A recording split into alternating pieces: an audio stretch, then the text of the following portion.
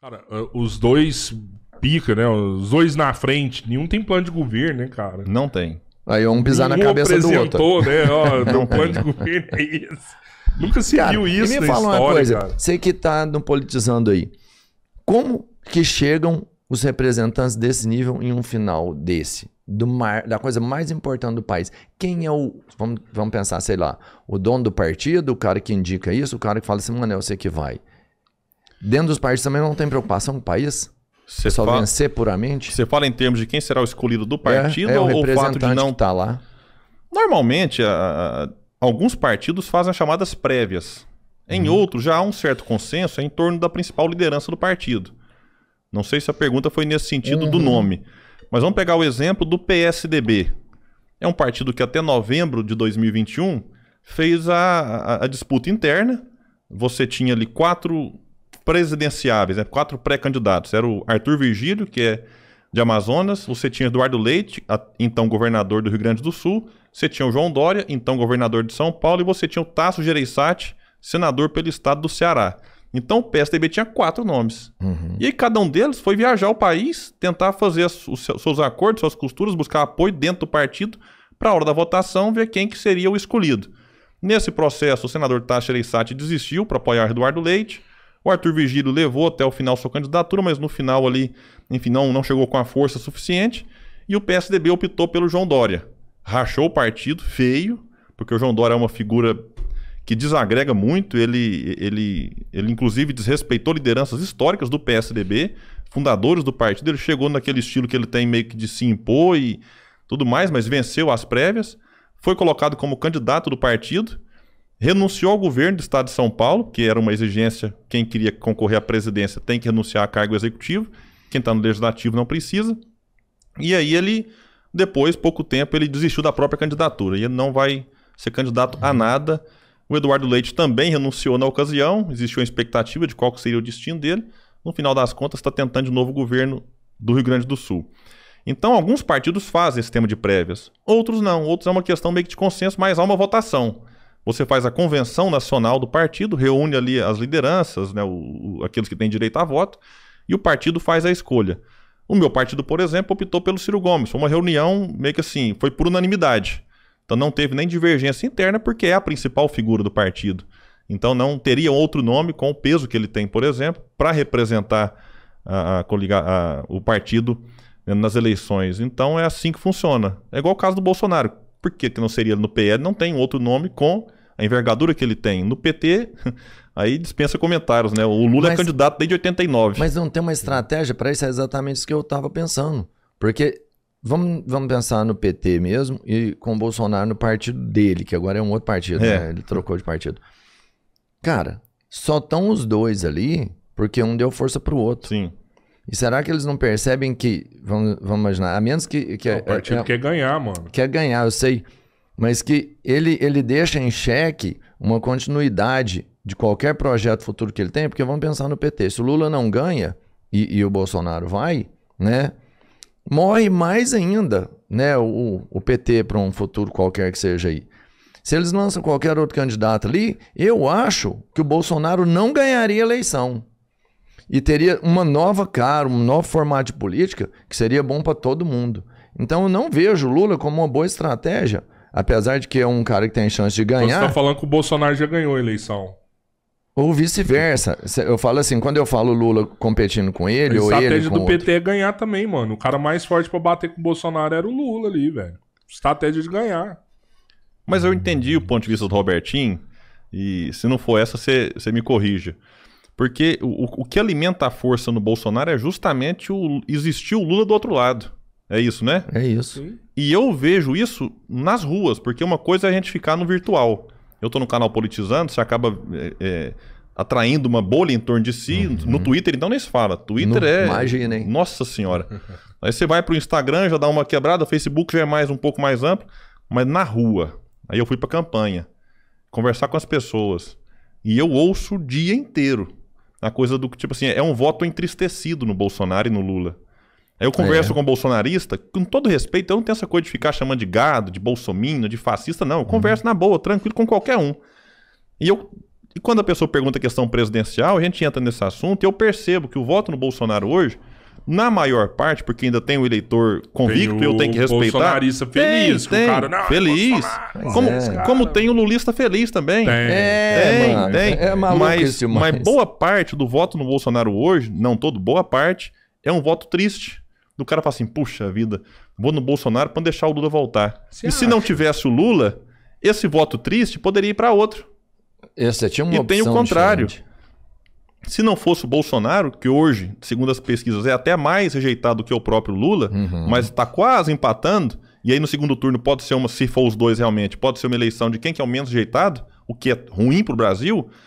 E no voto no Lula tem muito assim, ó, cara, eu gostaria de votar no Ciro, por exemplo, mas né, eu tenho que ir para acabar no primeiro turno, para liquidar, para varrer, para não sei o quê. Aí um monte de narrativa que esses blogs petistas, né, intensificam para tentar tirar a força do Ciro, porque o interesse do PT em específico é a hegemonia no campo progressista. O PT prefere perder liderando do que deixar outro ganhar para assumir uma posição de destaque.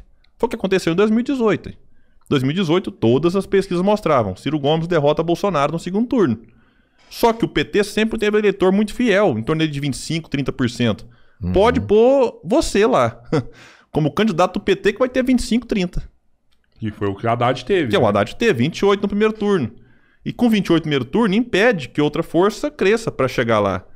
Então, o PT naquela ocasião fez um cálculo, o Zé Dirceu chegou a confessar isso entre o primeiro e o segundo turno, de que era preferível, se perder tá bom, porque aí o país sangra na mão do Bolsonaro, e em 2022 diminui a rejeição ao PT e a gente volta. É só dar um Google aí, Zé Dirceu confessa o plano.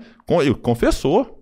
E é o que está acontecendo. Então, agora, por conta do que aconteceu quanto ao governo, né, teve a pandemia, que ninguém imaginava, mas hoje está aí uma rejeição altíssima ao Bolsonaro, e essa rejeição faz muita gente tapar o nariz e falar, não, eu sei que o PT fez isso, fez aquilo e tal, mas vai no Lula mesmo. É triste. É triste. É triste. Eu falei que meu filho hoje mais cedo tem filho. É triste você ver a situação, o Bolsonaro faz negócio de imbrochável, que é para distrair. Aquilo ali é para causar distração. E o Lula Ele falou ontem imbrochável, né? No discurso, cara, o bicentenário da nossa independência, não vai ter outro. 200 anos de independência só comemora uma vez. Você perdeu a oportunidade de fazer um discurso histórico, né? Enfim. Superar Dom Pedro. Cara, um negócio impressionante. Aí você vai lá líder, né? De líder, é o principal cargo no Brasil. Você esperava alguma coisa diferente dele? Não. Então. Não. E aí do outro lado, você fica, o Lula vai dar entrevista, ele sempre repete algumas frases, né? Eu tô com tesão de 30. O que eu quero saber do tesão do Lula, do imbrochável do Bolsonaro? Eu quero saber de projeto de país, eu quero saber de proposta, eu quero saber do que cada um vai fazer para resolver o problema da educação pública, da saúde pública. Tem gente morrendo na fila esperando a cirurgia, vai ficar brincando de imbrochável com tesão de 30, com não sei o quê. Então, assim, o país tá lascado. E aí eu volto na questão, bate uma tristeza de vez em quando, porque eu tô no partido do Ciro, mas eu trato com muito respeito, por exemplo, outras candidaturas. Simone Tebet, o Felipe Dávila do Partido Novo, né? A Soraya Tronic tá aí, particularmente não conhecia muito ela, mas então o Brasil tinha que, poxa, vamos deixar essa briga de lado, vamos avaliar os outros candidatos e fazer uma escolha mais sensata no primeiro turno. O que eu falo sempre, se o candidato que você prefere não for pro segundo, aí lá no segundo você faz o cálculo do mal menor, do menos pior, mas fazer isso no primeiro turno é tirar a chance do Brasil de ter uma alternativa. E eu acho que qualquer alternativa, qualquer que seja ela, que for pro segundo turno contra um dos dois, vence. Qualquer um. Também acho. Eu acho. Matematicamente falando, se não totalmente tiver os possível. Dois, qualquer um com vence, qualquer um lá. Porque você pega ali Lula ou Bolsonaro com aceitação e uma demanda muito particular de adoradores pessoais de pouco mais de 30% para cada um. Sim. E uma rejeição, vamos entender, de 40% dos dois. Qualquer um que passe ali que não é um dos dois, já tem a rejeição de 40%, mais 30% do apoio do que a... Vamos pensar, passou Bolsonaro. Quem é Lula, apoia qualquer um outro que esteja lá, menos o Bolsonaro. Esse cara já entra com 30% e mais a rejeição que o Bolsonaro tem, que ele não vai ter. Se for Lula, a mesma coisa. O outro cara já tem os 30%, que é Bolsonaro e odeia o Lula. Ele entra com 30% e mais 40% de rejeição, que tem uma grande taxa, que é do Lula. Então é a rejeição total contra os dois e 30% do adversário rival que não tá lá. Cara, Sim. Entra, ganha fácil. Perfeito, Qualquer um que concordo. entrar ganha. Qualquer um também acha. Ganha. É impossível perder, na minha visão. O difícil é chegar. É que não deixa chegar. O difícil é que chegar. a gente E aí fala que fica tem um alimentando o manipulação. outro. Ixi, né? Que tem manipulação do sistema, mano. Eles não é tão bobinho assim. Lá tem muito cara inteligente, tem muita gente foda lá com esses caras. Até as pesquisas por último agora estão trazendo qual cenário? Só Lula contra Bolsonaro. Eles não simulam outros cenários de segundo Esqueceu turno. o resto, né, Você cara? você liga na rádio, na televisão, o tempo inteiro Lula, Bolsonaro. E o povo parece que só tem esse. E tem um fato também, que é a primeira vez na história que você tem um atual presidente tentando a reeleição disputando contra um ex-presidente. Então tem fato de memória. Peraí, o cara tá aí na televisão o dia inteiro, Bolsonaro, para ser criticado e elogiado. E o mesmo com o Lula. Né? Todo mundo conhece o Lula. Os outros candidatos, por mais que o Ciro esteja na quarta eleição, e ele seja o nome conhecido, mas as pessoas não conhecem com profundidade.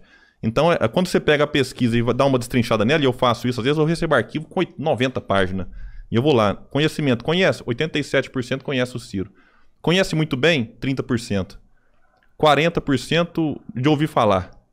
Agora, os outros dois não. Tem uma taxa de conhecimento muito alta. Isso aí também é um outro elemento que favorece a polarização. Sem falar que, quando o Bolsonaro começa a cair nas pesquisas, o Lula vai lá dar uma frase polêmica sobre aborto, sobre, né, que o policial não é gente, não sei o quê, e depois vai lá e desmente. Então o Lula vai lá e faz questão de dar uma fala polêmica. Não sei se é de caso pensado, Pra se realmente... equilibrar o jogo de novo, você acha? Eu não sei se é Pra de não caso... sair daqueles dois ali, caralho, velho. É não tanta pensei nisso, não. coincidência que eu analiso pesquisa assim, tem já há muito tempo. Bolsonaro começa a cair, eu já fico pensando, o que o Lula vai aprontar pra dar uma levantada no Bolsonaro? Esse dia ele falou, toda mulher tem que ter direito ao aborto. Aí depois falou que, não sei o que policial não é gente. Depois pediu desculpa, a gente tem que ser sincero aqui, ele reconheceu a falha. Então vira e mexe, ele fica dando algumas frases que vira munição na mão dos bolsonaristas. Que aí fala, tá vendo? Se ele voltar vai ter isso aqui. E aí fica essa... Pô, dele controlar a internet, o que mais que ele pode falar? Mas você acha que é proposital mesmo essa parada do Lula? Eu acho que é... que fala merda e o povo do partido fala, não, pelo amor de Deus, vai dar ruim. Para de falar um pouco. Vamos pegar aqui uma outra questão. O Lula, pessoalmente, não assinou nenhum pedido de impeachment de Bolsonaro. É verdade. Nenhum. É verdade. O Ciro Gomes assinou 3. O PT não queria. O Lula disse, quem estiver assistindo, deu um Google aí, em 2020, que não tinha tempo para impeachment. Poxa, mas você tinha 2 anos ainda de governo, não tem tempo para impeachment. Ele disse em alguns momentos que seria contra o impeachment, porque não sei o quê, não pode banalizar. Ele voltou de uma viagem de Brasília, também está no portal Metrópolis, né, preocupado com a fraqueza de Bolsonaro. Assim, mas você tinha que estar preocupado com a fraqueza, como opositor, ele tinha que estar comemorando a fraqueza. Por quê? Porque a estratégia sempre foi, deixa Bolsonaro chegar na eleição, porque era a melhor forma de manter o quê? A polarização. Que é a melhor forma do Lula eventualmente voltar ao poder. Porque se tira o Bolsonaro, pelo processo de impeachment, por exemplo, derruba a força do Lula. Pô, teve até uma pesquisa lá, uma frase. O Bolsonaro uma vez falou que se ele não acreditasse realmente nas urnas, que ele não seria candidato para uma próxima eleição e tal. Aquilo lá acabava com a vida do Lula, porque se o Bolsonaro não sai realmente, o Lula não surgiria nesse momento, né? Então aquela frase do Bolsonaro, que o Lula ligou para ele e falou assim, ô companheiro, vai lá, né, mano? Tô com um projeto não desiste não, preciso de você, viu? Tô confiando 100% na sua maluquice aí, né, cara?